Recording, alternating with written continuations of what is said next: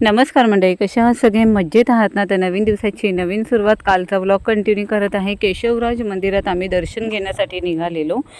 तर चला, ह्याबद्दल थोडीशी माहिती जशी मी ऐकले ना तशी मी तुमच्याशी शेअर करते. तर दापोलीच्या ह्या निसर्गरम्य भागात उभे असलेले हे छान असं केशवराज मंदिर एक प्राचीन आणि पवित्र स्थळ आहे. आणि ह्या मंदिराच्या परिसरात ना सगळीकडे म्हणजे चारी दिशेला ना हिरवेगार जंगल आणि पक्ष्यांचा किलबिलाट असं वातावरण छान म्हणजे मन प्रसन्न करणारे आहे.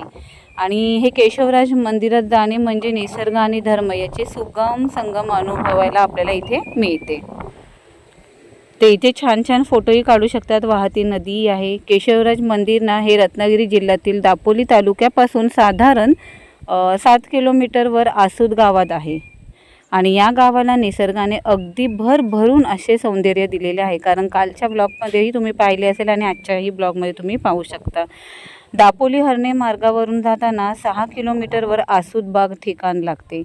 तेथूनच आपल्याला उजवीकडे म्हणजे साधारण 15 ते 20 मिनटं चालत गेल्यावर अत्यंत सुंदर असे केशवराज मंदिर लागते. हे मंदिर आहे विष्णूचे.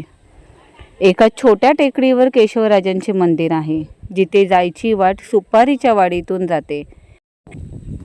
आता इथून आम्ही चालत सुरुवात केली ना तेव्हा कसं आहे माहिती आहे, उतरंड आहे म्हणजे 50 पायऱ्या तरी आपल्याला उतरायच्या आहेत. मग एक नदी आहे आणि ती ओलांडून पलीकडे गेलो ना आपण की तिथे साधारण 150 मातीच्या पायऱ्या चढायच्या आहेत. आणि आजूबाजूला ना आंब्याची किंवा रातआंब्याची झाडे आणि त्यात मस्त अशी टुमदार दगडी मंदिर, असं हे मनमोहक निसर्गाच्या सानिध्यात वसलेले केशवराजचे मंदिर आहे. मंदिरात काळ्या दगडाची केशवराजाची मूर्ती आहे, जिथे तुम्हाला ना फोटो थंबनेलमध्ये फोटो बघितला असेल आणि पुढे तुम्ही फोटो बघाल. आणि त्याला ना सुंदर लाकडी मंडप त्यांनी केलेले आहे. आणि तुम्हाला सांगू तिथे एवढा छान गारवा होता ना, चारी साईडने जंगल, अगदी दोन्ही साईडने झाडं उंच असे वाढलेले आहेत आणि असं झुडूप करतात ना तसं, आणि मधून पायवाट. म्हणजे जरी दिवसा तुम्ही गेलात ना तरी तुम्हाला संध्याकाळ झाल्यासारखं वाटेल, असं छान वाटत होतं. छान वाराही तिथे येत होता. तिथे एक काळ्या दगडावरील गोमुख आहे, त्यातून सतत ना म्हणजे 24 तास म्हणजे 12ही महिने पाणी वाहत असतं. जे तुम्हाला मी आधी दाखवलं ना सगळ्यात आधी ते त्याला स्वच्छ गार पाणी आणि वरून डोंगरातून एक झरा वाहतो. तेच पाणी गोमुखातून वाहत राहतं. या झऱ्याच्या कडेने जात जात त्या भूजल साठ्याच्या उगमापर्यंत जायची वाट डोंगरातून हिरवाईच्या मधून जाणारी आहे. पण आपल्या परिसरावर प्रेम करण्याची शिकवण कुठल्याच शाळेत न मिळालेले काही पर्यटक त्या जागी येतात आणि झऱ्यात आणि परिसरात प्लास्टिकच्या बाटल्या फेकतात. हे आम्ही तिथे पाहिलेलं आहे. रॅपर फेकणं, बाटल्या फेकणं असं. त्यामुळे एकदा झऱ्याच्या प्रवाहात तुंबला होता आणि तो स्वच्छ करताना अनेक प्लास्टिक बाटल्या सापडल्या आणि शेवटी निर्णय झाला की या अजाण पर्यटकांना वर पाण्याच्या उगमापर्यंत जायची बंदी करावी. त्यामुळे वरती जाऊन आपल्याला देत नाही आहे. शेकडो वर्षापासून अगदी मेहनतीने जपलेले पाण्याचा स्रोत काही वर्षातच असंवेदनशील पण स्वतःला प्रगतशील म्हणवणाऱ्या पर्यटकांनी तुंबवला. कधी कधी मला असे वाटते की उथळ शिक्षण पद्धतीत पोचलेल्या 3-4 पिढ्या आपल्या एन्जॉयमेंटमध्ये इतक्या बेधुंद असतात की आजूबाजूच्या स्थानावर प्लास्टिक फेकून, गुटखा थुंकून घाण करू नये ही बेसिक ते विसरून जातात. कधी कधी पशु देखील अधिक सुदान असतात असे वाटते. असो, आता तिथे सगळी स्वच्छता करून तो झरा पूर्ववत केला आहे. ह्याच्या सगळ्यात आधी जो व्लॉग टाकलेला आहे ना, म्हणजे ह्याच व्लॉगचा सगळ्यात पहिला भाग आहे ना, त्याच्यात जो झरा दाखवला आहे ना तो आहे तो. तर त्यासाठी ना वरती जायची त्यांनी बंदी कायम ठेवलेली आहे. आधी जायला मिळायचं पण ह्याच्यामुळे त्यांनी बंदी केलेली आहे. निसर्गरम्य देऊळ सर्वांसाठी खुलं असतं. हे एक विलक्षण शांती आहे या परिसरात. मागे नेटकी छान वाडीसारखी बाग आहे. बाहेर भिंती लगत एक आंब्याचे झाड आहे. आता उन्हाळ्यात त्याचे हिरवे आंबे खाली पडत होते. जेव्हा आम्ही मेमध्ये आलो ना तेव्हा वास छान येत होता. चवीला अतिशय मधुर फळ होतं ते.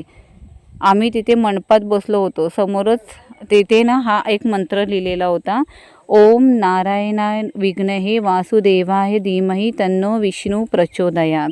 सुंदर वाटलेलं आहे, मुलांनाही ते वाचून घेतलेलं आहे. हा मंत्र वाचला ना त्याचा अर्थ सांगितला तर बोध आहे, नाहीतर नुसतं शब्द वाचून होऊन तोही सांगितला.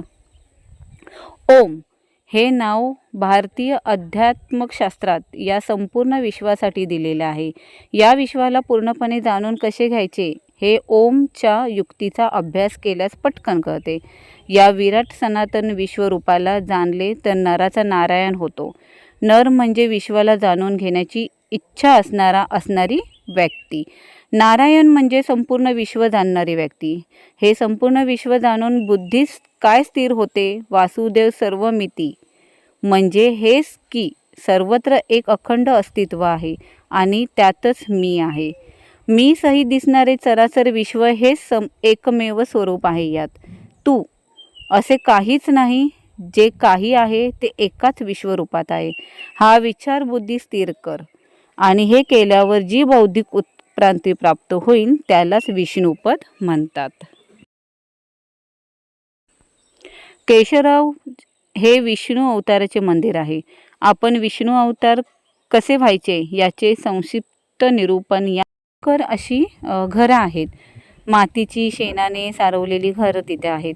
अत्यंत साधी पण स्वच्छ आणि सुंदर नेटकी राहणी अशी त्यांची आहेत.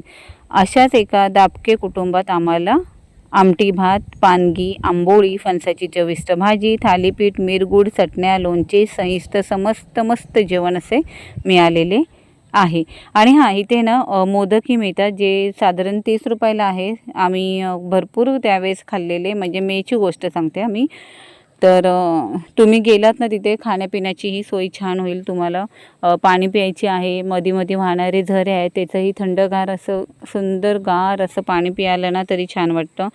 तर चला आता ही माहिती इथेच थांबवते. आणि हां, व्हिडिओ आवडली असेल ना तर व्हिडिओला लाईक करा. तर हे मी मगाशी व्लॉगमध्ये तुम्हाला सांगितलं ना, ते हीच माहिती आहे ती. तर या निसर्गरम्य परिसरात फिरून झाल्यानंतर केशवराज मंदिरात दर्शन घेऊन झाल्यानंतर, गणपतीचं दर्शन घेऊन झाल्यानंतर, थंडगार पाणी पिऊन झाल्यानंतर, छान मोदकाचा आस्वाद घेतल्यानंतर आम्ही निघालो आहोत आता घरी. गाडी आलेली आहे पार्किंगमध्ये लावलेली. ती पार्किंगचे 4 व्हीलरचे चार्जेस वेगळे आहेत, बसचे वेगळे आहेत, 2 व्हीलरचे चार्जेस वेगळे आहेत. तर चला बाय. ही व्हिडिओ इथेच थांबवते. व्हिडिओ आवडली असेल तर व्हिडिओला लाईक करा, शेअर करा, सबस्क्राईब करा आणि बाय. Take care. काळजी घ्या.